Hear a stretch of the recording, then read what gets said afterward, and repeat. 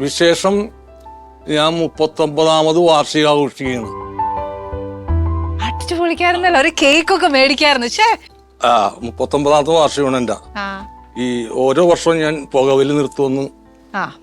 പുതിയ റെസൊല്യൂഷൻസ്, ഓരോ തീരുമാനം. ഓക്കെ, എന്നിട്ട് ആ പുതുവർഷത്തിൽ നിർത്തും, പിന്നെ തുടങ്ങും. 40 വർഷത്തിൽ നിർത്തും, പിന്നെ 41ാമത്തെ വർഷം പിന്നെയും തുടങ്ങും. എന്റെ ചേട്ടാ ഇങ്ങനെ പറയരുത്. കാര്യം എന്നാന്നോ, ഞാൻ ഈ ഷോ തുടങ്ങിയപ്പോഴത്തേക്കേ നാട്ടുകാരോട് പറഞ്ഞതെന്നറിയോ, എല്ലാ വർഷവും നമ്മളെല്ലാവരും എടുക്കുന്ന ഓരോ തീരുമാനങ്ങളുണ്ട്. ഈ വർഷം ഏറ്റവും കൂടുതൽ കേൾക്കുന്നത് ഈ വർഷം ഞാൻ ശരിക്കും നിർത്തും. വാക്കാണ് ഇത്. ആനീസ് കിച്ചണിൽ ഇരുന്ന് പറയുന്ന വാക്കാ ഇത്. കേൾക്കുന്നത് മുഴുവൻ കുടുംബ പ്രേക്ഷകരാണ്.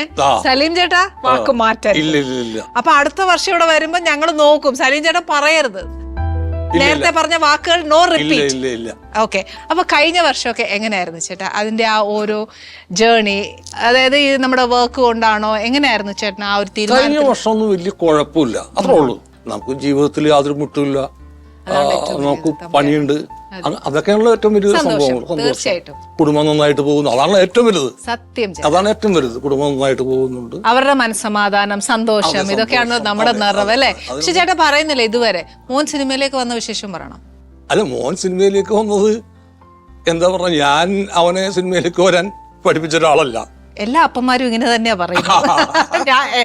ഞങ്ങളും അത് ഞാൻ അവൻ MA LLB എടുത്താണ് അവൻ. അപ്പൊ ഏതായാലും സിനിമയിൽ വിടാൻ വേണ്ടിയല്ലോ, ഉറപ്പായിട്ടും അല്ല. അപ്പോ ഒരു സുപ്രഭാതത്തിൽ കേൾക്കുന്നു അത് സിനിമയിൽ അഭിനയിക്കണം, മഞ്ഞുമ്മൽ ബോയ്സിൽ. അതല്ല, അപ്പൊ ചേട്ടനോട് വന്ന് പറഞ്ഞോ ഏത് അഭിനയിക്കണം പറയണം? അപ്പൊ ചേട്ടൻ എന്നെ വിളിച്ച് സൗബിൻ ചേട്ടനും ഗണപതിയൊക്കെ വിളിച്ചിട്ടുണ്ട് എന്ന് പറഞ്ഞു. ഞാൻ പോകണ്ടെന്ന് പറഞ്ഞിട്ട് അവന് അങ്ങനത്തെ നല്ലൊരു ഭാവി ഉണ്ടല്ലോ അതില്. സത്യം, അവരാണ് തീരുമാനിക്കേണ്ട ഭാവിയൊക്കെ. സത്യം, അവരാണ് വഴി നമുക്ക് കാണിച്ചു കൊടുക്കുക. അതെ, ഞാൻ കാണിച്ചു കൊടുത്ത വഴി അതല്ല എങ്കിൽ പോലും അവന്റെ ഇഷ്ടമുള്ള വഴിയിട്ട് പോയാൽ അത് രക്ഷപ്പെട്ടാൽ മതി നമുക്ക്, അത്രേ ഉള്ളൂ. ഓക്കെ, അപ്പൊ ചേട്ടാ അഭിനയിച്ചിട്ട് വന്നപ്പം ചേട്ടൻ എന്ത് അപ്രിസിയേഷൻ ആണ്? എന്താണ് മകനില് ഉള്ള ഒരു പ്രതീക്ഷ, പോയപ്പോ ഉണ്ടായിരുന്ന പ്രതീക്ഷ, അഭിനയിച്ച സിനിമ കണ്ടു കഴിയുമ്പോൾ ഒരു മാറ്റം? അല്ല, കണ്ടു കഴിയുമ്പോൾ കുഴപ്പമൊന്നുമില്ലെന്ന് തോന്നി. നന്നായി അഭിനയിച്ചിട്ടുണ്ട്. അപ്പൊ ചേട്ടൻ എന്തുവായിരുന്നു ആഗ്രഹം? MA LLB ഒക്കെ പാസ്സായിട്ട് മോഹമായിരുന്നു, എനിക്കാവാൻ പറ്റാന്ന്. എനിക്കാവാൻ പറ്റിയില്ല. ചേട്ടന് ഇഷ്ടമായിരുന്നു അഡ്വക്കേറ്റ്? എനിക്ക് ആവാൻ ഇഷ്ടമായിരുന്നു. എനിക്ക് അഡ്വക്കേറ്റ് ആവണമെന്ന് ഭയങ്കര ഇഷ്ടമുള്ള. അപ്പൊ ചേട്ടൻ എങ്ങനെ ഫിലിമിലേക്ക് വരുന്ന? അഡ്വക്കേറ്റിന് വേണ്ടി എയിം വെച്ചിട്ട് ഞാൻ എൻട്രൻസ് ചെയ്ത് എനിക്ക് കിട്ടിയില്ല. എൻട്രൻസ് അപ്പൊ ഡിഗ്രി കഴിഞ്ഞിട്ട് LLB കയറാന്ന് വെച്ചു. അപ്പൊ എൻട്രൻസ് ഒന്നും ഇല്ലല്ലോ. പക്ഷെ ഡിഗ്രി തീരുന്നേക്കുമ്പോ എനിക്ക് സിനിമയിൽ ചാൻസ് കിട്ടി. അതെങ്ങനെ വന്നു ചേട്ടാ? യൂണിവേഴ്സിറ്റി പ്രൈസ് കിട്ടി. മിമിക്രി ചെയ്തു. അപ്പൊ അങ്ങനെ കലാഭവനിൽ വന്നു, കലാഭവനിൽ നിന്ന് ഏഷ്യാനെറ്റിൽ വന്നു, അങ്ങനെ സിനിമയിൽ എത്തി. അതൊക്കെ അറിയാണ്ട് വന്നാണ് ഞാൻ.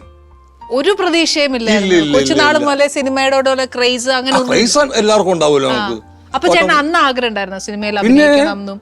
പക്ഷെ അതിന് വേണ്ടി തെരഞ്ഞു പോയിട്ടില്ല, ആഗ്രഹം ഉണ്ടായിരുന്നു. അതിപ്പോ ഒരു 90% ആളുകൾക്കും നമുക്ക് പ്രശസ്തനാവണമെന്നൊക്കെ ഒരു ആഗ്രഹം ഉണ്ടാവുമല്ലോ. അത് ഇപ്പൊ അതേപോലെ ആഗ്രഹം എനിക്കുണ്ടായിരുന്നു. പക്ഷെ ഇത് അപ്പൊ എന്റെ അമ്മനോട് പറഞ്ഞിട്ടുണ്ട്, മോനെ അതൊന്നും നമുക്ക് പറ്റിയതല്ല, ആഗ്രഹിക്കാൻ പറ്റിയല്ല എന്ന് പറഞ്ഞിട്ടുണ്ട്. പലരും പറഞ്ഞിട്ടുണ്ട് അതൊന്നൊക്കെ ആ പ്രദേശത്ത് നിനക്ക് എത്താൻ പറ്റൂല, ആഗ്രഹം പറഞ്ഞു. പിന്നെ ഞാൻ പറഞ്ഞിട്ടില്ല ആഗ്രഹം ആരോടും.